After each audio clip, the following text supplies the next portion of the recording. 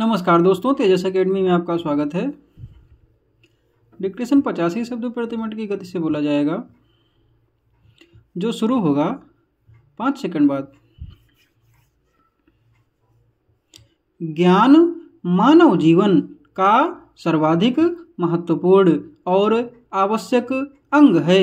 यह केवल मनुष्य को अन्य जीवों से अलग नहीं करता, बल्कि उसे अपने समाज, संस्कृति और सभ्यता को विकसित करने में सक्षम बनाता है। व्यक्तिगत स्तर पर यह मनुष्य को आत्मनिर्भर, विवेकशील और सृजनात्मक बनाता है। यह हमारे निर्णयों को सही दिशा में ले जाने में सहायक होता है।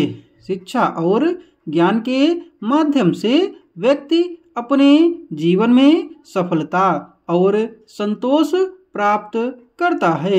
सामाजिक दृष्टिकोण से ज्ञान समाज में समानता, न्याय और समृद्धि का आधार बनता है। यह भेदभाव, अज्ञानता और अंधविश्वास को समाप्त करता है। समाज में शांति, सहयोग और सामूहिक प्रगति के लिए ज्ञान का उपयोग आवश्यक है। राष्ट्र के निर्माण में भी ज्ञान की महत्वपूर्ण भूमिका होती है। यह विज्ञान और प्रौद्योगिकी, अर्थव्यवस्था, चिकित्सा, कृषि और अन्य क्षेत्रों में प्रगति का मार्ग प्रशस्त करता है। एक शिक्षित और ज्ञानवान राष्ट्र ही दुनिया में सम्मानित स्थान प्राप्त कर सकता है। आज के युग में जब सूचना और प्रौद्योगिकी का महत्व बढ़ता जा रहा है, ज्ञान की उपयोगिता और भी अधिक हो गई है। इंटरनेट और डिजिटल मीडिया ने ज्ञान को हर व्यक्ति की पहुंच में ला दिया है, लेकिन इसके साथ ही सही और गलत जानकारी को पहचानने की क्षमता का होना भी महत्वपूर्ण है। अतः ज्ञान की उपयोगिता केवल व्यक्तिगत लाभ तक सीमित न रखते हुए इसे समाज और राष्ट्र के हित में उपयोग करना आवश्यक है। यह हमें सिखाता है कि ज्ञान का सही उपयोग ही उसकी सच्ची सार्थकता है। सही दिशा में उपयोग किए गए ज्ञान से न केवल हमारा वर्तमान बल्कि हमारा भविष्य भी उज्जवल हो सकता है। आलोचना किसी विषय, व्यक्ति या कार्य के गुण दोषों का विश्लेषण और मूल्यांकन करने की प्रक्रिया है।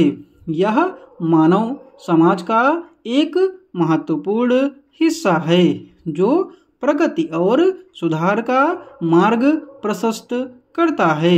आलोचना का उद्देश्य केवल दोष निकालना नहीं, बल्कि सकारात्मक सुधार और विकास के लिए दिशा प्रदान करना है। आलोचना 2 प्रकार की हो सकती है, रचनात्मक और विध्वंसात्मक। रचनात्मक आलोचना सकारात्मक सोच और उचित तर्कों पर आधारित होती है। यह व्यक्ति को अपनी कमजोरियों को पहचानने और उन्हें सुधारने का अवसर देती है।